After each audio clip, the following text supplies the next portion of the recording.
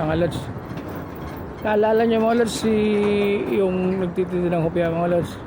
Ayan, pupuntahan natin at tayo ay bibili ng hopya mga lods. Kukumustahin natin si ate. Medyo tagal-tagal na rin natin na hindi nakikita si ate mga lods sa kanyang pwesto. Ayan, bisitahin natin siya mga lods doon sa kanyang pwesto doon sa kabilang area. Ayan, tatawid tayo mga lods. Bibili tayo ng hopya.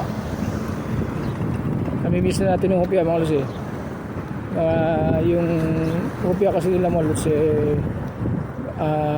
iba-iba assorted, kaya medyo masarap din siya mga lods, no? Saka mura lang naman mga lods.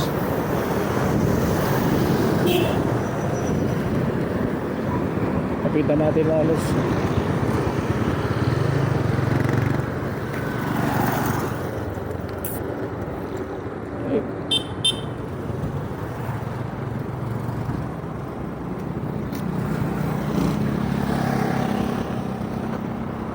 Oy, nasaan si ate?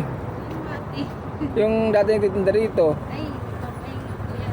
Kuya tayo na eh. Oh, so sobrang init kasi dati, no? Ikaw ano kanya? Wala po. Balik ikaw lang umalili. Ayun, nawala si ate mga lods. Ayun. Iba na nagtitinda si ano naman ito.